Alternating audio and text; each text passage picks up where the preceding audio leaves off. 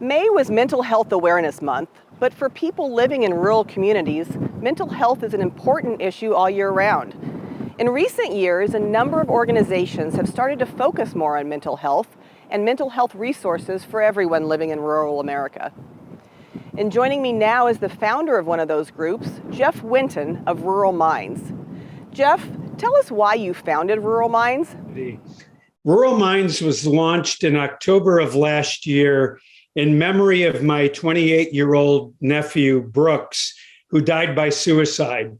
He worked here on our family dairy farm in upstate New York, where I'm talking to you from, and had evidently been struggling with different types of mental illness, and no one in my family was aware of it until that fateful day that he was found. And so this is something that has been in my heart since my nephew died.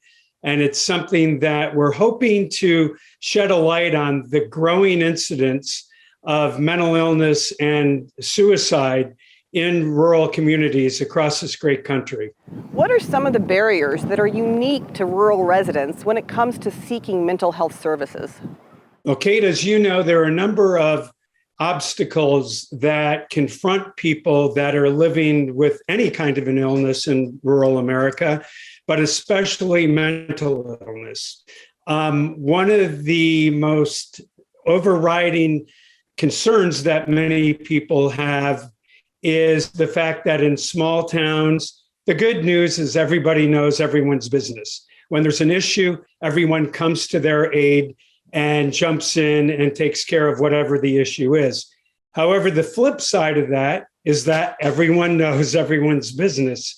So if you're dealing with an illness such as mental illness, which is still highly stigmatized, a number of people are concerned that if they start to speak about it or seek help, that the news may spread like wildfire.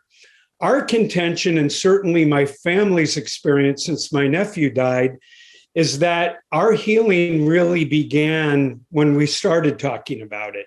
There are countless stories out there, sadly, that other families, such as my own, have told us about losing loved ones to mental illness.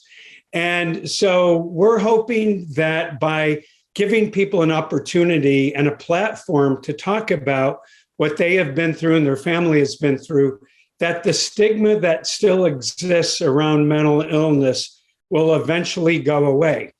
Unlike cancer, unlike diabetes, unlike cardiovascular disease, which are all illnesses, of course, there is still a feeling in many parts of this country, especially in rural America, that mental illness is not really an illness. And what role does Rural Minds play in improving mental health resources in these rural areas?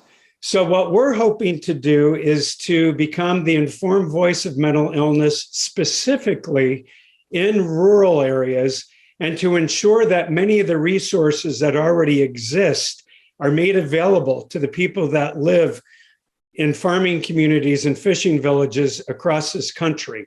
We're in an emergency situation. So we wanted to ensure that we weren't duplicating efforts that already existed, because there is no time for that, and that would be wasteful.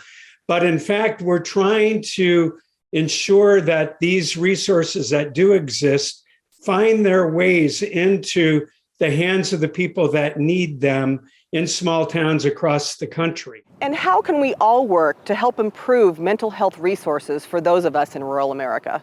The main need that rural communities need to ensure that mental illness is looked at as an illness and that people that need help feel comfortable in getting that help is to be compassionate, to be empathetic, to understand that bipolar disorder is as much of a disease as is diabetes. And once we tackle that stigma, and once we give people the opportunity and the permission to seek help and to talk freely about their illness, just like many of us talk about COVID right now, that's when the healing will begin in this country. And that's when we will see this pandemic hopefully start to slow down and subside. We all have stories to tell. We all know people that have struggled, but we don't always feel comfortable talking about it. And as I said, in my own family situation, our healing began when we decided at my nephew's funeral that we were going to talk in great detail about what had led to his death.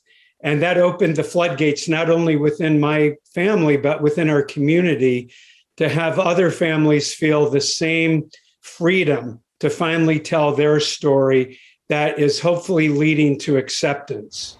Jeff, thanks for sharing your story and for your work in this important matter.